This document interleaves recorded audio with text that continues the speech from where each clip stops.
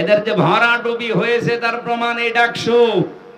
যেই কয়টা মুখ বাসি গলা বাসি করত এমন পচা পচেছে। বাইরের দেশেও কিছু আছে এদের দোসরেরা, এই যে হারপিক মজুমদার নাকি যেন নাম, নিজম মজুমদার, ওর নাম আমি ভালো জানি না। হারপিক মজুমদার দেখি মাঝে মাঝে, পাগল হয়ে গেছে লোকটা। নির্বাচনের আগের দিনও কত লাইভ করে করে মানুষকে বিভ্রান্ত করছিল যে আপনারা কে গরু ছাগলকে ভোট দেবেন, তাও শিবিরকে দেবেন না। অথচ শিবিরে যে ভোট পেয়েছে সব মিলেও তার সমান হয়নি। যারা দাপাদাপি করতো তারা মাত্র ৫,০০০। এত নিষেধ করার পরেও মহান আল্লাহ শিবিরকে প্রায় ১৪,৫০০ ভোটে বিজয় করেছে। এই দৃশ্যটা দেখার পরে বাংলাদেশের পটও পাল্টিয়ে গেছে। আরে জাকসুর কারণে পটও আরো পাল্টাবে, এই জন্য জালেমেরা অনেকে বুঝে ফেলেছে, এখনো ফল দিচ্ছে না।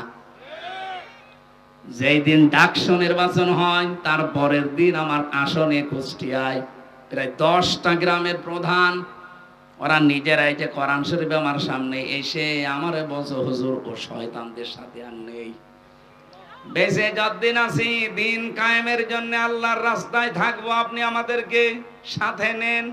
আমি বললাম যে কালেমা পড়ানো লাগবে, বলছেন না মুসলমানই, কিন্তু এতদিন ছিল ওই সমস্ত জায়গায়। কালেমা যদি পড়ানো লাগে আমি পড়িয়ে দেই। আজকেও কুষ্টিয়াতে আমার নিজের আসনের ভেতরে ইবি থানার আবদালপুরে আমি জমান নামাজ পড়িয়েছি। নামাজের পরে 18 জন এসে আমার হাতে হাত দিয়ে সব কালেমা পড়েনি, কিন্তু মুসলমান হয়েছে। এসব ডাকসু আর জাকসুর শুধু ফল ঘোষণা দেওয়ার পরে সারা দেশে যেভাবে দলে দলে পালে পালে মানুষ আসতেছে, আমার মনে হয় কিছুদিন যেতে দেন,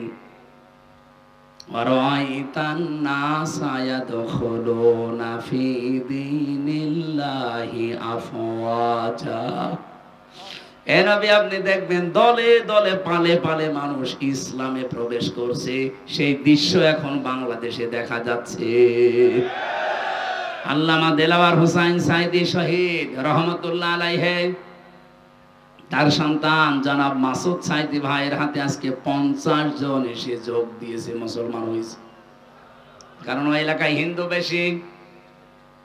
আমার তো মনে হচ্ছে ১৫০০ বছর আগে নাজিল হওয়া কোরআনের সূরা এই নসরের আয়াতটা বাংলাদেশের জন্য এখন খাপের খাপ মমতাজের বাপ মিলে যাচ্ছে। এই কথা বলেন না কেন? এই জন্য ঝড় যখন উঠেছে এই দেশে এখন দল সে নামে আসুক না কেন, দুইটা, হয় আল্লাহর দল নয় শয়তানের দল। আমি ওপেন ঘোষণা দিয়েছি আমার কুষ্টিয়ায় যে বাংলাদেশে এখন দল 14টা থাক আর 28টা থাক আর 73টা থাক, দল এখন দুইটা, হয় আল্লাহর দল নয় শয়তানের দল। এই জমিনে যারা আল্লাহর দ্বীন কায়েম করতে চায়, আল্লাহর বিধান প্রতিষ্ঠা করতে চায়, তারা সব এক দল। এবং আল্লাহর আইনের বাইরে যারা মানুষের তৈরি করা বিধান কায়েম করতে চায়, এরা এক কথায় শয়তানের দল। এখন আপনার সিদ্ধান্ত, আপনার কাছে কোনটায় যাবেন। আল্লাহর দলে থাকলে বিজয়ী হলেও আপনার লাভ, যদি হেরে যান তাও লাভ। আর শয়তানের দলে থাকলে হয়তো টাটকা কিছু সুখ পেতে পারেন, আজীবন আপনাকে জাহান্নামের আগুনে থাকা লাগবে। অনেক আলেম পর্যন্ত আমি এখন দেখতে পাচ্ছি, এটা গায়বান্ধা আছে কিনা আমি জানি না, অনেক জেলাতে দেখি অনেক আলেমের ভেতরে এখনো দোদুল্যমান অবস্থা, যে যদি অ্যাক্টিভ ভাবে ইসলামের পক্ষে আমি লেগে পড়ি আর যদি পাস না করে তখন আমার ইমামতি থাকবে। তো আপনি ইমামতি নিয়ে আসেন, আর আপনার এরকম মনে হয় কেন যে এবার ইসলাম যাবে না? আপনি 100% বিশ্বাস করতে পারেন বাংলার সংসদে এবার ইসলাম যাবে।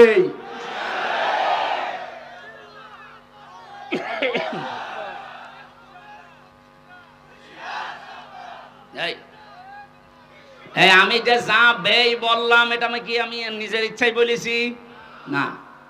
সূরা আলে ইমরানে এসেছে, ওয়ালা তাহিনু ওয়ালা তাহজানু ওয়া আনতুমুল আ'লাউনা ইন কুনতুম মুমিনিন। আল্লাহ বলেন কোনো ভয় নেই, কোনো চিন্তা নেই। শব্দটা কিন্তু আনতুম আ'লাউনা ছিল, অথচ আ'লাউনার আগে আলিফ লাম দিয়ে এটাকে আল্লাহ নির্দিষ্ট করে দিয়েছেন। আরবি গ্রামারের নিয়ম অনুযায়ী মুবতাদা যদি মারিফা হয়, খবর হওয়ার কথা সব সময় নাকিরা অনির্দিষ্ট। অথচ আল্লাহ এখানে আলিফ লাম দিয়ে এইটাকেও নাকিরাকে মারিফা বানিয়ে দিয়েছেন, নির্দিষ্ট করে দিলেন। খবর যদি কোনো সময় মারিফা নির্দিষ্ট হয়ে যায় তাহলে ইফিদুল হাসরা, হাসরের ফায়দা দেয়, বাংলা অর্থ দাঁড়ায় হবে। আল্লাহ বলেন তোমরা বিজয়ী হবে ইন কুনতুম মুমিনিন। একটা শর্ত দিলাম, মুমিন হওয়া লাগবে। এই জন্য আপনাকে বারবার আমি জানাচ্ছি যে আপনি দোদুল্যমান অবস্থায় থাকবেন না, হয় ইসলামের পক্ষে থাকবেন না আপনি বেঈমানের পক্ষে থাকবেন। এটা এখন ফাইনাল সিদ্ধান্ত আপনাকে আজকেই নেওয়া লাগবে, নয়তো ইসলাম যদি এসে যায় আপনি এই যে সাপোর্ট করছেন না, তখন বিপদে পড়বেন। আর আল্লাহর কসম এবার ইসলাম আসবে, কারণ যে ঝড় উঠেছে। আল্লামা সাইদের কথা ছিল, ঝড় যখন আসে ঝরা পাতাগুলো উপরে ওঠার জন্য, এদেশে আমরা যারা ঝরা পাতা এদিক ওদিকে আসি, আল্লাহর কসম এবার উপরে উঠতে চাই। এজন্য কোনো ভয় নেই। ছেলে যদি মায়ের হাতে নিয়ে বলে আমার বাবার সম্পদ আমি পাই কি না পাই, পাই কি না পাই, মানুষ তারে পাগল বলবে না? বলে তুই মাথা খারাপ না পাগল, তোর বাবার সম্পদ তুই পাবি না, গ্রামের লোক পাবে। 92% মুসলমানের দেশে যে ঝড় এবার উঠে পড়েছে, এইটা দেখেও যদি কারো বিশ্বাস না হয় যে ইসলাম এবারও যদি না আসে, ইসলাম আসবে না, আসবে কি? কোথায় 14,500 আর কোথায় 5,000? আপনি টের পাচ্ছেন? এটা আল্লাহর দয়া ছাড়া জীবনেও সম্ভব না। এক কথা বলে না কেন? সেদিন গোবিন্দচন্দ্র পরামানিকের সাথে দেখা হয়েছিল, উনি আমারে বলছিলেন মাওলানা আমি একজন হিন্দু মহাজোটের সেক্রেটারি সারা বাংলাদেশের, আমি যা দেখলাম এই বাংলাদেশে যদি জামাত ইসলামী রাষ্ট্রীয় ক্ষমতায় যায় তাহলে দেশের সব দলের মানুষ নিরাপদে থাকবে। এটা হিন্দু বিশ্বাস করে, আপনার কি হয়েছে? আশা করছি এবার বিশ্বাসটা আপনি পাকাপোক্ত করে নেন। হয় ইসলামের পক্ষে থাকবেন না ইসলামের বিপক্ষে থাকবেন, মাঝামাঝি কোনো রাস্তা বলেন বলেন নেই। যেহেতু রবিউল আউয়াল মাস, জন্মের কাহিনী শুনতে অনেকে ভালোবাসেন, আমি কাহিনী কয়েক মিনিট বলবো, কিন্তু একটা শিক্ষা দিতে চাই। এই শিক্ষাটা এখনই নেওয়া লাগবে। বিশ্বনবী জন্ম নিয়েই 3 জন মহিলার দুধ তিনি পান করেছিলেন। প্রথমে তার নিজের মায়ের, দ্বিতীয় নম্বরে উম্মে আইমান একজন দাসী, 3 নম্বরে হযরতে হালিমাতুস সাদিয়া রাদিয়াল্লাহু তাআলা আনহা। সিরাত ইবনে হিশামের বর্ণনা বলছি, হযরতে হালিমা বলেন আমি মুহাম্মদকে কোলে নিয়ে আমার ডান স্তন দিয়েছি, সে পান করেছে। বাম স্তন তারে দিলাম, সে মুখ বের করে নিল। এই এখানে গল্প করা যাবে না ভাই, পরে। আমি বললাম কেউ আসবেন না, ঘন্টা খানিক সময় দেন, এরপরে যা বলার বলবেন। তিনবার তারে আমি স্তনে মুখ লাগালাম, সে 3 বারই মুখ বের করে দিল। চোখের ইশারা দিয়ে যেন আমারে জানাতে চাই মা হালিমা জোর করেন কেন? ডান স্তন আমার অধিকার ছিল, আমি পান করেছি। বাম স্তন এটা আমার অধিকার না, এটা আমার দুধ ভাই আব্দুল্লাহর অধিকার। দুনিয়াতে তো আমি ভাইয়ের হক নষ্ট করার জন্য আসি না, এসেছি ভাইয়ের হক ফিরিয়ে দেওয়ার জন্য। রংপুর বিভাগের মানুষেরা যেই নবী মায়ের কোলে বসে এই রবিউল আউয়াল মাসে ভাইয়ের হক নষ্ট করে না, আরো ফিরিয়ে দেয়, সেই নবীর উম্মত আমরা যত বড় হচ্ছি ভাইয়ের হক মারার জম হচ্ছি। কথা বলেন না কেন? একটা হাদিস পড়ছিলাম আজকে, আন আনাস রাদিয়াল্লাহু আন আবি যারর রাদিয়াল্লাহু তাআলা আনহু قال قال النبي صلى الله عليه وسلم من ادعى ما ليس له فليس منا ওয়ালিয়াতাবাওয়া মাকআদাহু মিনান নার, রাহু মুসলিম। আমি কি বাংলা বলবো? কি নবীজি বলেন, যে জিনিস তোমার না ওইটা যদি নিজের আয়ত্তে নিয়ে রাখো, দুইটা ক্ষতি তোমার ওই দিন থেকে আরম্ভ হয়ে যাবে। এক নম্বরে ফালাইসা মিন্না, যে জিনিস তোমার ছিল না ওটা যদি নিজের দায়িত্বে নিয়ে রাখো, জোর করে জবরদস্তি করে অন্যায় ভাবে সাদাবাজি করে যেভাবে হোক অন্যের জিনিস যদি নিজের দায়িত্বে নিয়ে রাখো, যেটার মালিক তুমি না, তাহলে ওই দিন থেকে তুমি আর আমার উম্মত নেই। বলেন তো বাংলাদেশে এই হাদিসটা যদি আমি মিলাতে চাই, আগস্টের 5 তারিখের পরে 1 বছর 1 মাসে বহু মানুষ নবীর উম্মত থেকে অলরেডি বের হয়ে গেছে। আমি কি বেশি বললাম? রংপুর বিভাগে হয়তো এরকম ঝামেলা হয়নি, কিন্তু আমার খুলনা বিভাগে বাবা শাহজালাল সব হালাল। ভিক্ষুকের টাকা পর্যন্ত ছাড়ছে না। একটা ভিক্ষুক 250 টাকা উপায় করেছে সারাদিন, সেখান থেকে 30 টাকা চাঁদা। 30 টাকা কি আপনার বাবার টাকা, আপনার নিজের টাকা? এমনিতে এভাবে ভরাডুবি হচ্ছে না দেশের মানুষ এখন আর ওই আগস্টের 5 তারিখের আগে নেই, এখন সব বুঝে ফেলেছে। 1 বছর 1 মাসে বাংলাদেশ জামাত ইসলামের নামে কোন দোষ এভাবে কেউ দিতে পারেনি। মিথ্যা যারা দিয়েছে সব ধরা পড়ে গেছে। কেন বলছি? ওরা মিথ্যা তহমত লাগিয়েছিল যে জামাত ইসলামী এরাও চাঁদাবাজি করে, এরাও ছিনতাই করে। কিভাবে? এরা ইসলামী ব্যাংক ছিনতাই করে নিয়েছে। ইসলামী ব্যাংকে আপনার বাবার, যাদের ব্যাংক তারা ফেরত পেয়েছে, চাঁদাবাজি হয় কি করে? এই কথা বলেন না কেন? যারা আজ বলে ইসলামী ব্যাংকও ছিনতাই হয়ে গেছে, ব্যাংকে আপনার বাবার, এদের মাথার ঘাম পায়ে ফেলে বানানো ব্যাংক, এটা হারিয়ে গিয়েছিল, এখন তারা ফেরত পেয়েছে। হাদিসের যে শাস্তি, অন্যের জিনিস যারা জোর করে জবরদস্তি করে দখল করে চাঁদাবাজি করে নিজের কাছে রেখে দেয়, তারা হচ্ছে নবীর উম্মতের বাইরে চলে গেছে। 2 নাম্বারটা আরো কঠিন, ওয়ালিয়াতাবাওয়া মাকআদাহু মিনান নার। নবীজি বলেন সে যেন জাহান্নামে নিজের একটা স্থান বরাদ্দ করে নিল। বলেন নাউজুবিল্লাহ। বাংলাদেশের মানুষেরা, বিশেষ করে রংপুর বিভাগের মানুষেরা আলা ভোলা, এদের একটা নামই আল্লাহ পাকই কারা দিয়েছে আল্লাহ জানে। সে যাই হোক, এর একটা আলা ভোলা।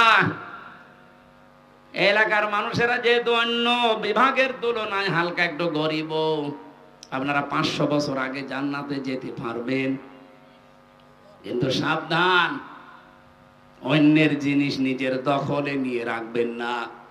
তাহলে অলরেডি আপনি জাহান্নামে নিজের একটা স্থান কিন্তু বরাদ্দ করে ফেলেছেন।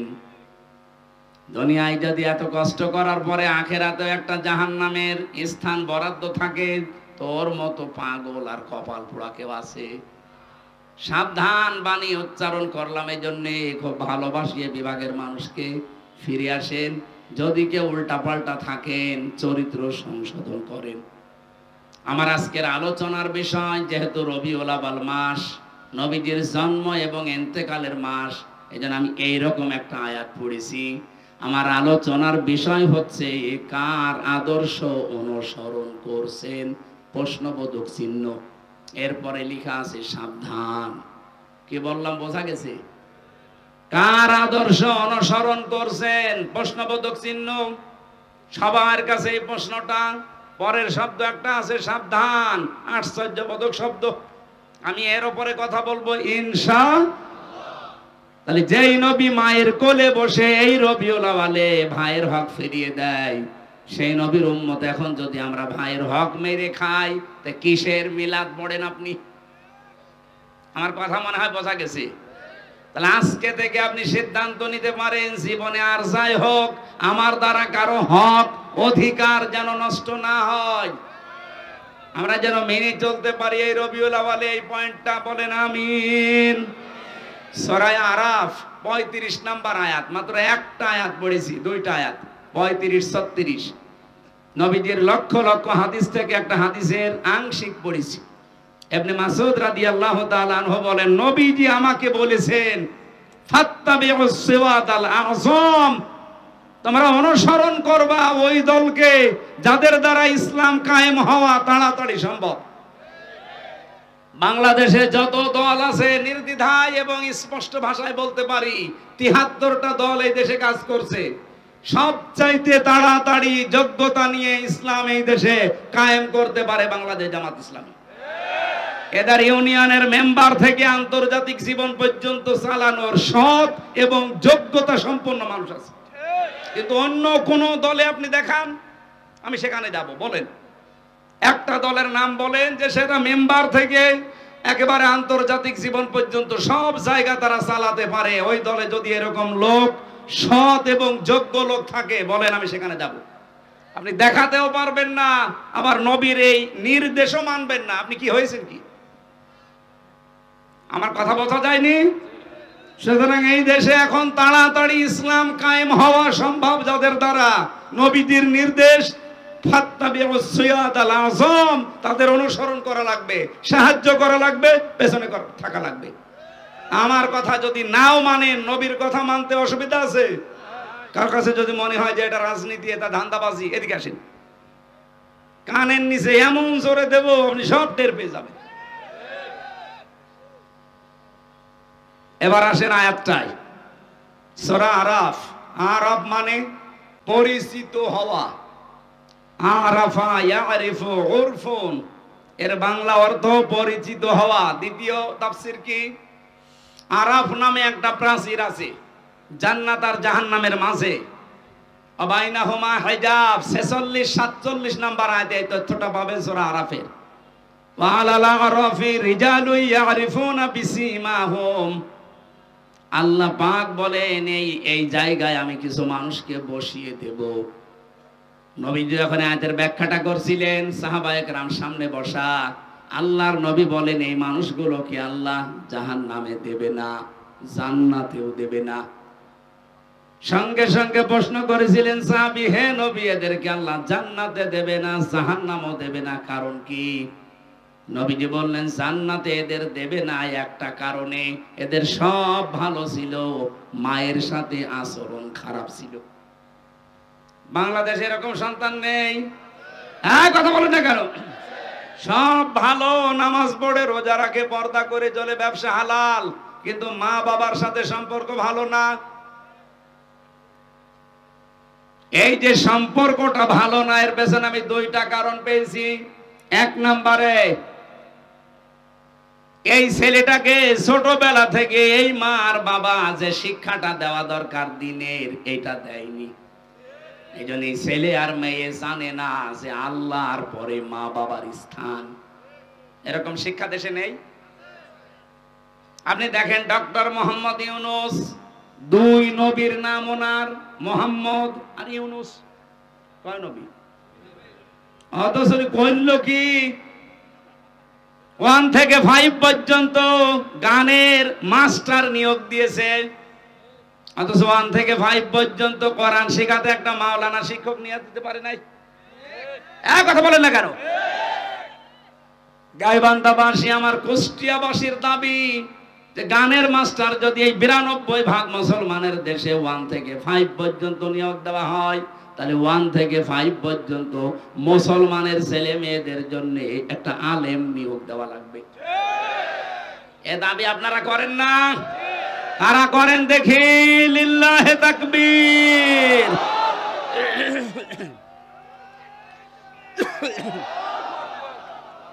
গলা ভেঙে যাচ্ছে, পানি খান, ঠান্ডা লেগে যাচ্ছে। চা এত চিনি দিলে তো গলা ভেঙে যাচ্ছে। কিচ্ছু লাগবে না, এমনি গরম পানি আছে, এখন আর হবে না। রিভাব দেন ভাই, ঠিক আছে।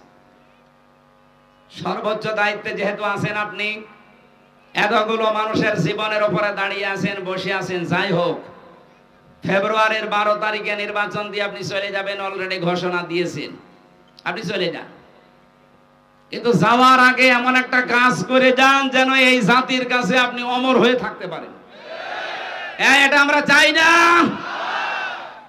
নয়তো ওই আরাফ নামক প্রাচীরে আপনি দাঁড়িয়ে থাকবেন, কারণ আপনি তো নিজের অজান্তে জানেন না যে মা বাবা কি। 2 নম্বরে, অনেক সন্তান আমরা মা বাবার হক পরিপূর্ণ আদায় করতে পারি না বোর কারণে। এলাকা মনে হয় এরকম বউ নেই। আর এই বউগুলোকে শুধু পেছন দরজা দিয়ে ধাক্কা দেয় ওই শাশুড়ি। কার কার বউ আর শাশুড়ি এরকম ঝামেলা আছে একটু সাহস করে হাত তোলেন তো। আরে ভাই, আপনার তো আসলে সাহস আছে, এটা রেকর্ড হচ্ছে, দেখতে পাচ্ছেন না? না, আমি হাসির জন্য বলি না। সম্মানিতা মা এবং বোনেরা, আপনি কি আমাকে আরাফ নামক এই প্রাচীরে দাঁড় করিয়ে রাখতে চান যে আমি যেন জান্নাতে যেতে না পারি? তাহলে আপনাকে বিয়ে করে আমি আমার দুনিয়া এবং আখিরাত দুইটাই তো নষ্ট হয়ে গেল। এরকম কঠিন কথা বলার পরেও কোনো মহিলা যদি সংশোধন না হয়, আমার মনে হয় ওই মহিলা আর আবু জাহেলের বউ নাকেরা, এর ভেতর আর পার্থক্য নেই। আবু জাহেলের বউর আমি জীবন পড়েছি, এই নাকেরা নামে এই মহিলা এই পৃথিবীতে সবচাইতে স্ত্রীর হাতে বেশি পিটানি খেয়েছে আবু জাহেল। বাংলাদেশে বহু মানুষ আছে তারা বউর হাতে মায়ের খায়। হ্যাঁ, এখানেও আছে, দরকার নেই। এই জন্য আমরা যারা সন্তান আছি, যেহেতু আল্লাহর পরে মা বাবার স্থান এটা অনেকেই জানেন না, খুব ভালো করে আজকে শুনে যান। আল্লাহ নিজের পরে এই স্থান আপনার শ্বশুর শাশুড়ির দেয়নি, আপনার স্ত্রীর নাম দেয়নি। আল্লাহ দিয়েছেন ওয়াকাদা রাব্বুকা আল্লা তা'বুদু ইল্লা ইয়্যাহু ওয়া বিল ওয়ালিদাইনি ইহসানা। আমি আল্লাহ সিদ্ধান্ত দিয়েছি, ফাইনাল রায় দিয়েছি, আমার ছাড়া ইবাদত আর কারো করা যাবে না। আর আমার পরেই তোমরা মার বাবার সেবা করবা, তাদের পেছনে খরচ করবা, সাধ্য মতো খেদমত করবা। এখান থেকে একটা মাসলা বের হয়।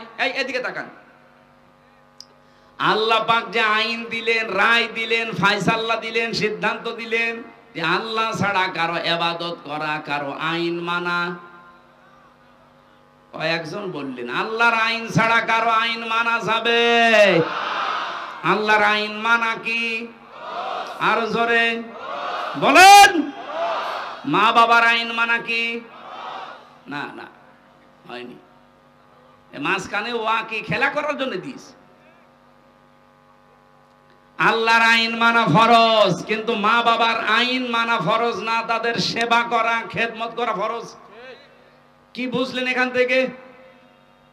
আল্লাহর পরে আল্লাহ যাদের নামে স্থান দিলেন, মার বাবা, ওয়াবিল ওয়ালিদাইনি ইহসানা, সেই মা বাবার আইন মানা যদি ফরজ না হয়, তুমি কোন মহারথী যে তোমার আইন মানা লাগবে? বলেন। এই জন্য তো আমরা এই বিষয়ে এত সোচ্চার যে পৃথিবী বানিয়েছে যিনি, আইন চলবে তার, অন্য কারো আইন আমরা চলতেও দেব না, আমরা মানিও না। আলালাহুল খালকু ওয়াল আমরু, মানিয়েছে যিনি, হুকুম তার। আপনি কোন মহারানী যে আপনার হুকুম মানা লাগবে? আমি মা বাবার আইনই মানি না, তার খেদমত করি, সেবা করি, তার পেছনে খরচ করি, কিন্তু আইন মানি কার? সুতরাং আগামীর বাংলাদেশ আমার মনে হয় আল্লাহর আইন বাদে অন্য কোন আইন আসলে এখানে চলতে দেওয়া হবে না ইনশাআল্লাহ, সে যে নামে আসুক না কেন।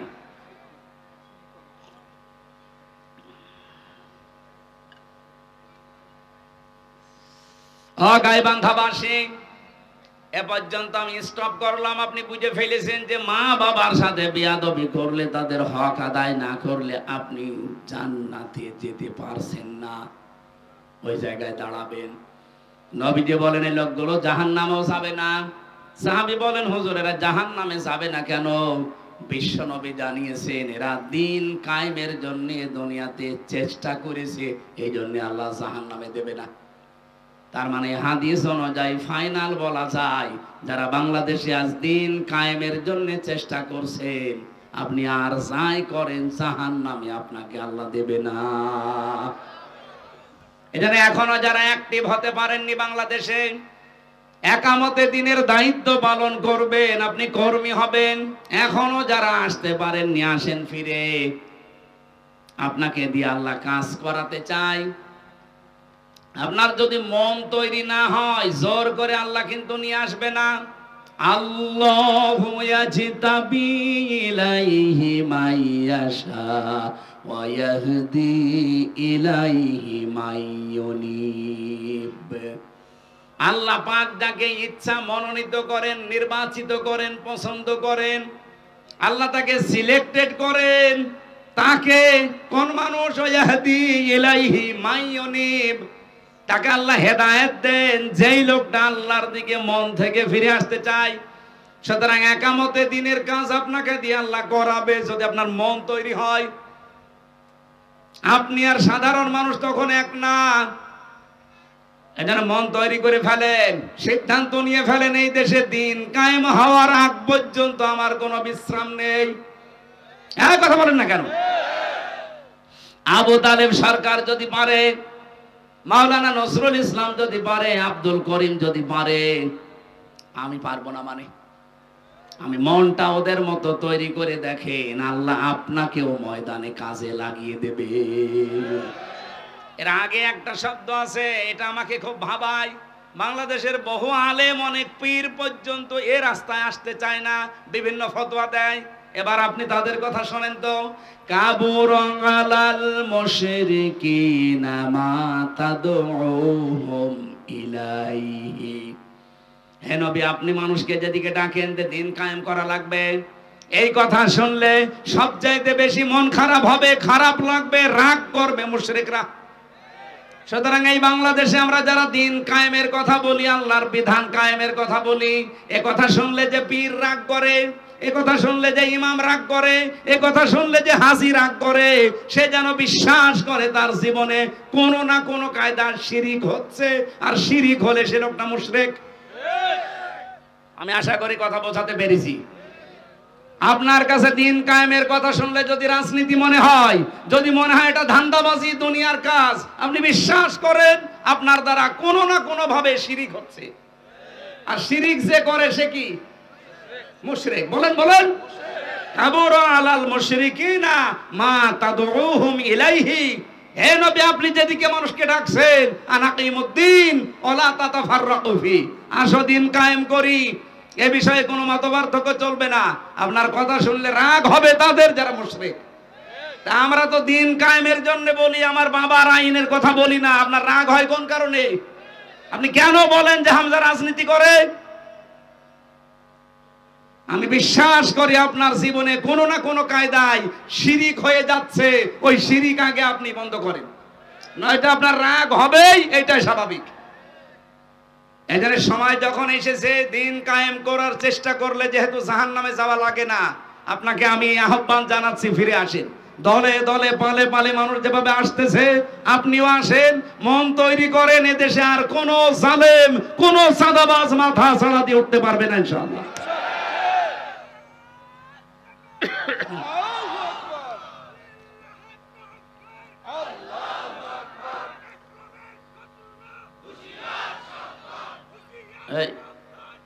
কি বললো? ইসলামের নাকি ইসলামের? আমার ইসলামের কি? আমার ভাইরা, সূরা আরাফের যে আয়াত পড়েছি, এবার আমি আয়াত থেকে কথা বলার জন্য প্রবেশ করছি। আল্লাহ ডাক দিয়েছেন বনি আদম সন্তানদের। আমরা বনি আদমের সন্তান না? বলেন বলেন। হ্যাঁ, আপনার দল আলাদা থাকতে পারে, আপনি রাজনীতি আলাদা দল করতে পারেন, কিন্তু আপনি আদমের সন্তান কিনা বলেন? নাকি শয়তানের সন্তান? আল্লাহ পাক ডাক দিয়েছেন, ইয়া বানি আদামা ইম্মা ইয়াতিয়ান্নাকুম রাসূলুম মিনকুম। হে বনি আদম সন্তানেরা, যদি তোমাদের কাছে আসে তোমাদের ভেতর থেকেই কোন রাসূল, এই এদিকে তাকান। আল্লাহ কিন্তু রাসূল এক বচন দেননি, রাসূলুন দিয়েছেন বহু বচন। মিনকুম, তোমাদের ভেতর থেকেই, মধ্য থেকে যদি কোন রাসূল আসে। আমার প্রশ্ন, এখন পৃথিবীতে রাসূল আছে? আছে। রাসূল আছে মানে রাসূলের নায়েবরা আছে। আল উলামা ওয়ারাসাতুল আম্বিয়া, আলেমরা নবীদের ওয়ারিস, উত্তরাধিকারী, নায়েবে রাসূল, স্থলাভিষিক্ত। এজন্য আল্লাহ রাসূলুন দিয়েছেন। কিয়ামত পর্যন্ত তার নবী মুহাম্মদ রাসূলুল্লাহ থাকবে না, কিন্তু তার নায়েবরা থাকবে। কথা বলেন না কেন? মাওলানা নজরুল ইসলাম সেরকম একজন নায়েব। ইয়াকুসুনা আলাইকুম আয়াতি, আমার আয়াতগুলো তারা তোমাদের সামনে বর্ণনা করবে। ওনারা কি সারা জীবন আল্লাহর আয়াতগুলোই বর্ণনা করেছে? সে মাদ্রাসায় বলেন, মাহফিলে বলেন, ময়দানে বলেন, নাকি নিজের আয়াত বানিয়েছে? আয়াতি একালিপ টান আছে, আমার আয়াত তারা বর্ণনা করে তোমাদের সামনে। সেই কথার ধারাবাহিকতায় আমিও হামজা এসেছি সেই কুষ্টিয়া থেকে। আল্লাহর কসম, আমি আল্লাহর আয়াতগুলোই বর্ণনা করে আপনাদের শোনাচ্ছি। আমি আপনাদের মতোই মানুষ। এখন আপনাদের দায়িত্ব কি? ফামানিত্তাকা ওয়া আসলাহা ফালা খাউফুন আলাইহিম ওয়ালা হুম ইয়াহজানুন। আমাদের এই কথাগুলো শোনার পরে যে ব্যক্তি নিজেদেরকে আল্লাহর ভয়ে ভীত বানাবে, তাকওয়াবান হবে, মুত্তাকি হবে, এবং নিজেদের জীবনকে যারা সংশোধন করে নেবে, ফালা খাউফুন আলাইহিম, গ্যারান্টি দিচ্ছেন আল্লাহ, কোনো চিন্তা নেই, কোনো ভয় নেই। সুতরাং আমাদের উচিত হবে বনি আদম সন্তানকে আল্লাহ কিন্তু ডাক দিয়েছেন রাসূলদের মাধ্যমে। সে রাসূল এখন থাকলে এভাবে ডাক দিত। তাদের ওই দায়িত্বটা পালন করতে এত দূর থেকে এসে আপনাকে ডাক দিচ্ছি, আসেন। আল্লাহর কোরআনের আয়াত আমি যেভাবে বুঝেছি ওইভাবে আপনাদেরকে বোঝানোর চেষ্টায় আছি। ইয়াকুসুনা আলাইকুম আয়াতি, আল্লাহর আয়াতগুলো তারা বর্ণনা করবে। আমার কাছে কোরআনে কারিমের সূরা ফাতিরের 29 নম্বর আয়াত একটু অন্যরকম লাগে। যেহেতু আয়াত তেলাওয়াত করে আপনাদেরকে ডাক দেওয়া লাগবে। ইন্নাল্লাযীনা ইয়াতলুনা কিতাবাল্লাহি ওয়া আকামুস সালাহ ওয়া আনফাকু মিম্মা রাযাকনাহুম সিররাও ওয়া আলানিয়া ইয়ারজুনা তিজারাতাল লান তাবুর। বলেন আল্লাহু আকবার। নিশ্চয় যারা আল্লাহর কিতাব তেলাওয়াত করছে এবং করবে, ইয়াতলুনা মুজারে, আকামুস সালাহ, এবং নামাজ যারা কায়েম করবে এই জমিনে, আনফাকু মিম্মা রাযাকনাহুম সিররা ওয়া আলানিয়া, তারা তাদের সম্পদগুলো ব্যয় করবে গোপনে এবং প্রকাশ্যে, যেগুলো আল্লাহ রিজিক দিয়েছেন। ইয়ারজুনা, তারা এমন আশা করে, তিজারাতান, এমন একটা ব্যবসায়ের আশা করে, লাং তাবুর, কখনো সে ব্যবসায় লস হচ্ছে না, হবে না। বলেন সুবহানাল্লাহ। এদের ভেতরে আমরা তিনটা নির্দেশ পেলাম। এক নম্বরে যারা আল্লাহর কোরআন তেলাওয়াত করে, কি করে? বলেন বলেন। পুরা কোরআন শরীফের ভেতরে আপনি কোরআন পড়ার ব্যাপারে তিনটা শব্দ পাবেন, করা, রতালা আর এই তালাওয়া। তেলাওয়াতের যে ব্যাখ্যাগুলো আমি পেয়েছি তার অন্যতম ব্যাখ্যা হচ্ছে, কোরআন তেলাওয়াত করলে আপনাকে চারটা বিষয় মাস্ট বিমানা লাগবে। এক নাম্বার, আপনাকে শুদ্ধ করে পড়া লাগবে। আপনি তো আর জীবনে বিশ্ববিদ্যালয়ে বয়সে যেতে পারবেন না। ও গাইবান্ধাবাসী, এখান থেকে রেকর্ড হচ্ছে, সারা বাংলার মানুষকে জানাতে চাই, বাংলাদেশে একটা বিশ্ববিদ্যালয় আছে, তার নাম জামাত ইসলামী। আপনি আসেন এখানে, আল্লাহর কসম আপনাকে শুদ্ধ করে কোরআন তেলাওয়াতের ট্রেনিং দেওয়া হবে। এদের তালিমের একটা বিভাগই আছে। এ জেলায় নেই? আছে মানে কি, প্রত্যেক জেলায় থানায় থাকা লাগবে। আপনাকে আসলেই তারা, আজকে যে 18 জন ফর্ম পূরণ করে আমার হাতে, ওদের কালেমা পড়েনি কিন্তু মুসলমান হয়েছে, ওদের প্রত্যেককেই বলেছি আপনারা কোরআন যারা পড়তে পারেন না, আগে শুদ্ধ করে পড়া লাগবে। শুধু পড়া না, প্রতিদিন যা পড়েন ওটা আপনি মাতৃভাষায় বোঝেন কিনা ওটা আবার লিখে রাখা লাগবে। এরকম বিশ্ববিদ্যালয় আপনি বাংলাদেশে আর কোন জায়গায় আছে দেখান? নেই, আমি পাইনি। দু একটা পেয়েছি, সেটা জামাত ইসলাম থেকে ধার করা। অন্য যারা আছে শুরু করেছে তারা এখান থেকে ধার করে চালাচ্ছে। অথচ এদের 15টা পয়েন্ট প্রতিদিন পূরণ করা লাগে। আপনি যদি জীবনে আর কিচ্ছু না করেন, শুধু 6 মাস একটু ট্রেনিং দেন, আপনি এমনি ভালো হয়ে যাবেন। তাহলে আল্লাহর কিতাব তেলাওয়াতের প্রথম শর্ত শুদ্ধ পড়া, এরপরে বোঝা, এরপর আপনি যা বুঝলেন ওটা নিজে মানবেন। 4 নম্বরে যা মানেন ওটা যেন মানুষ মানতে পারে সেই ব্যবস্থা করে দেওয়া লাগবে। এই জন্য বাংলাদেশ জামাত ইসলামের কর্মী যারা, জামাত কর্মী মানে সমাজকর্মী। কথা বলেন না কেন? জামাত কর্মী মানে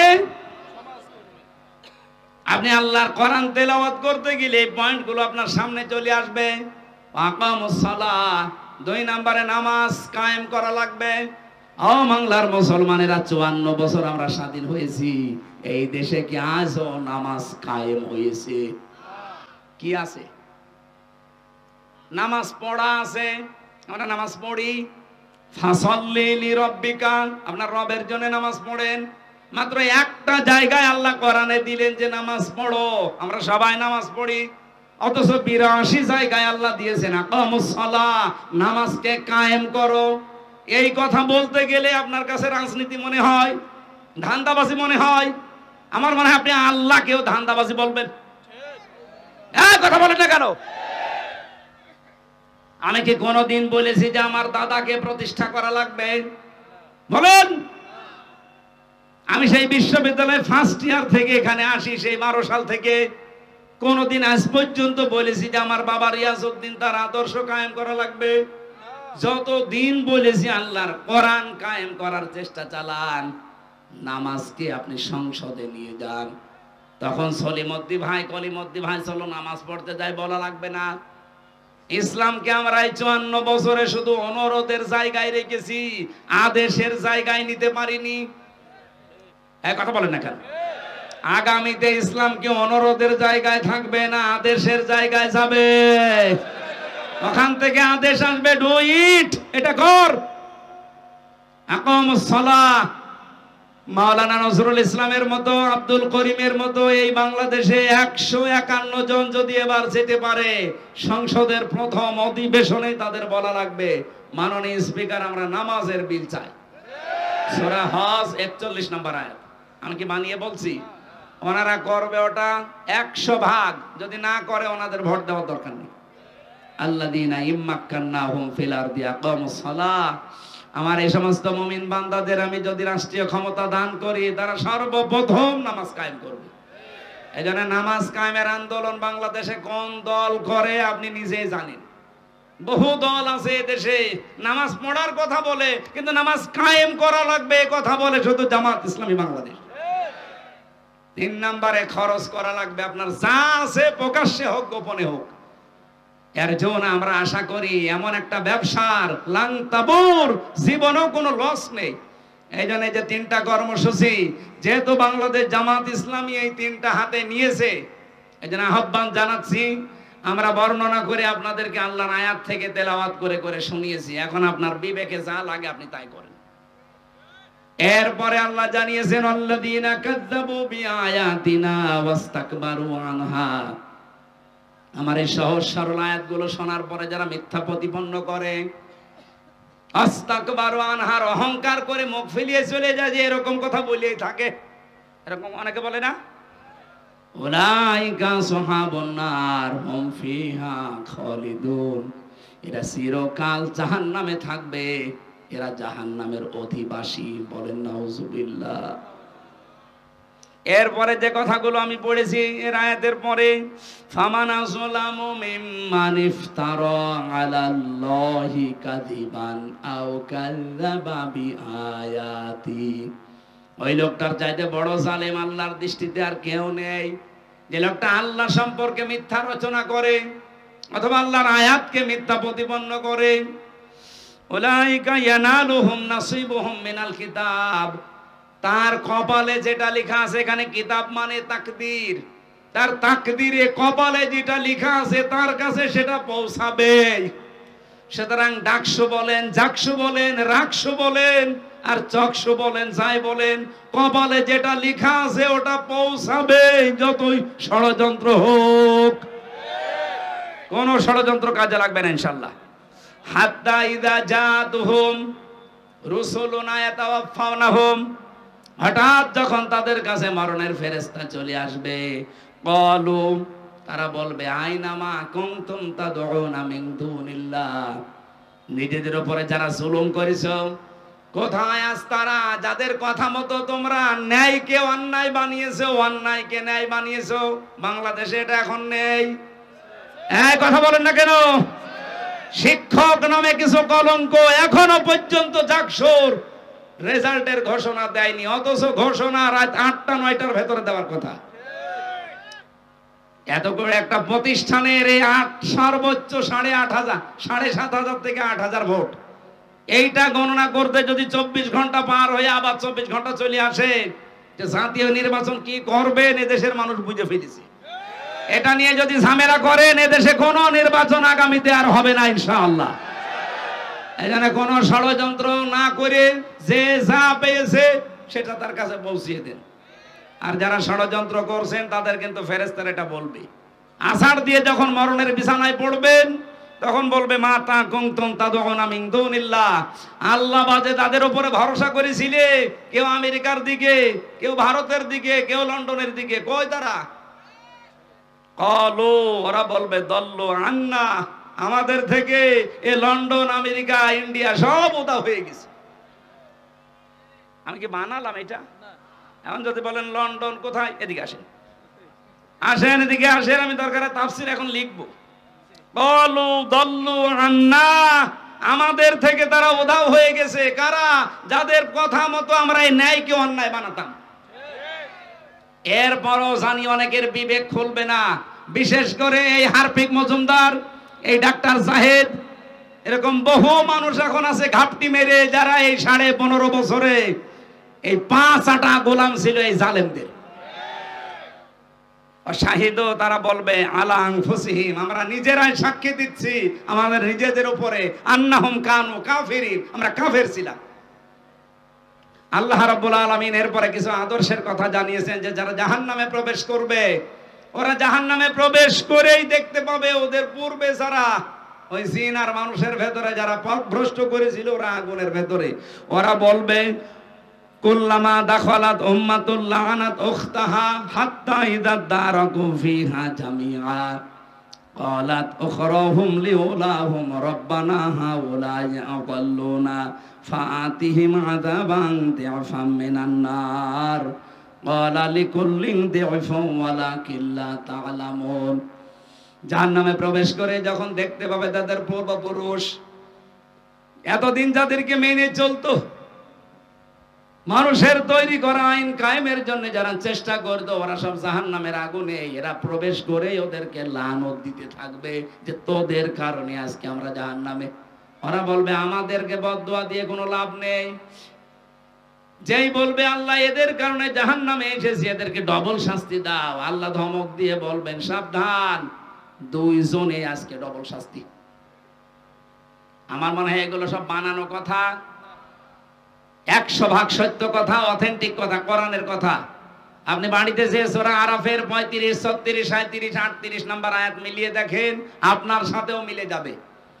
এখানে কার আদর্শ অনুসরণ করে চলছেন, শেষে আবার তার সাথে জাহান্নামে যাওয়া লাগে কিনা আমার তো ভয় হয়। এরকম বহু মানুষ, ইয়াকদুমু কওমাহু ইয়াউমাল কিয়ামাতি ফাআওরাদাহুমুন নার ওয়া বিসাল বিরদুল মাওরুদ, সূরা হুদ 112 নম্বর আয়াত, না 99 নম্বর আয়াত। আল্লাহ বলেন, যেই নেতা, যেই দলের নেতা জাহান্নামে যাবে, ওই দলের কর্মীরা নেতার সাথে জাহান্নামে যাবে। যদিও এটা ফেরাউনের জন্য নাযিল হয়েছে, এটা কিয়ামত পর্যন্ত থাকবে। এইজন্য এটা এমন কোন মানুষের আদর্শ অনুসরণ করা যাবে না, এমন কোন নেতার পেছনে থাকা যাবে না যে লোকটা জাহান্নামে যাচ্ছে তার সাথে আপনিও যাবেন। আল্লাহ আমাদের হেফাজত করুন, বলেন আমিন। সম্মানিত মা বোন যারা এসেছেন, আপনাদের মেয়েদের বালেগা হয়ে গেলে তাদের নামাজের তাকিদ দেবেন এবং আদেশ করবেন। মেয়েরা বালেগ হয় যখন তাদের শরীর খারাপ, 12 বছরে হতে পারে, 13 বছরে, 14 বছরে, 15 বছরে যখন হয়, তখন থেকেই তাকে নামাজের ইঙ্গিত দেবেন, আদেশ দেবেন, এবং যেভাবেই হোক নামাজ আদায় করাবেন। হেলায় খেলায় যদি নষ্ট করেন, ও যদি জাহান্নামে যায়, না জাআলহুমা তাহতা আকদামিনা, আপনাকে ডাক দিয়ে মুখে জোড়া লাথি দিয়ে জাহান্নামে নিয়ে যাবে। সুতরাং আমাদের মা বোনদেরকে আল্লাহ হেফাজত করুন। আমি কণ্ঠটা বসে গেছে, আর 1 ঘন্টা পার হয়ে গেছে। আমি মেয়েদের উপরে কয়েকটা বই লিখেছিলাম জেলে থাকতে, 3টা। দাম্পত্য জীবনে যাদের সমস্যা চলছে, সমাধান কি করে করা লাগে, এই বইটা ছেলেদের একটা, মেয়েদের একটা। আর আপনার আদর্শ কে হবে, এরকম 6 জন মানুষের নাম লেখা আছে। এই 3টা বই যদি পান নিয়ে যান। গাড়ি কোথায় আছে আমি জানি না, এই যে বামে আছে, নিয়ে যেয়ে পড়েন, কাজে লাগবে। আল্লাহুম্মা আমিন। লা ইলাহা ইল্লা আনতা সুবহানাক ইন্নী কুনতু মিনাজ জালিমিন। রব্বুল আলামিন, যতটুকু শুনেছি এতটুকুই মেনে চলার তৌফিক দাও। 3টা বছর জালেমের জেলখানায় আমার শরীরটা নষ্ট হয়ে গেছে, কণ্ঠটাও বন্ধ হয়ে যাচ্ছে। মেহেরবানি করে আমার কণ্ঠটা তুমি কোরআনের প্রচারের জন্য ভিক্ষা দাও। আমার শরীরটাকে তুমি আগের অবস্থায় আবার ফিরিয়ে দাও। তোমার কাছে আমি কিচ্ছু চাই না, আমার শরীরটা সুস্থ চাই। আমার কণ্ঠটা তুমি মেহেরবানি করে কোরআনের ইজ্জতে ভিক্ষা দাও। এ মাহফিলের আয়োজন করতে গিয়ে আজকে আবু তালেব সরকার সহ যত ভাইরা কষ্ট স্বীকার করেছে, বিশেষ করে সম্মানিত সভাপতি, আইল্লা সহ সভাপতি সহ প্রধান অতিথি, বিশেষ অতিথি, যত মানুষের নাম দেখলাম, যে মানুষগুলো এই অনুষ্ঠানের জন্য যে যেইভাবে শ্রম দিয়েছে, তার দিকে তোমার রহমত এগিয়ে দাও। এই রংপুর বিভাগের মাটির নিচে যারাই ঘুমিয়ে আছে, কোরআনের ইজ্জতে আজকে থেকেই মাফ করে দাও। রব্বুল আলামিন, বড় আশা জীবনের 56,000 বর্গ মাইল তোমার কালাম দিয়ে চলছে, এটা যেন দেখে মরতে পারি। সম্মানিত মা বোনদেরকে তুমি খাদিজার মতো, আয়েশার মতো বানিয়ে দাও। রব্বুল আলামিন, যে ষড়যন্ত্র চলছে প্রকাশ্যে এবং গোপনে, আল্লাহুম্মা ইন্না নাজআলুকা ফি নুহুরিহিম ওয়া নাউযু বিকা মিন শুরুরিহিম, ওদের মোকাবেলায় আল্লাহ তোমাকে রাখলাম, মেহেরবানি করে হামেও নাসির হয়ে যাও। প্রশাসনের যে ভাইরাসকে দায়িত্ব পালন করেছে, আল্লাহ তাদের দায়িত্বটা ইবাদত হিসাবে কবুল করো। যত স্বেচ্ছাসেবক কাজ করেছে, যেই মা পেটে নিয়েছে, মায়ের পেট তুমি খাদিজার মতো বানিয়ে দাও। কখন কার কাছে আজরাইল এসে যায় কেউ জানি না, যখনই আসবে জীবনের শেষ কথা যেন বলতে পারি, লা ইলাহা ইল্লাল্লাহু মুহাম্মাদুর রাসূলুল্লাহ। আসসালামু আলাইকুম।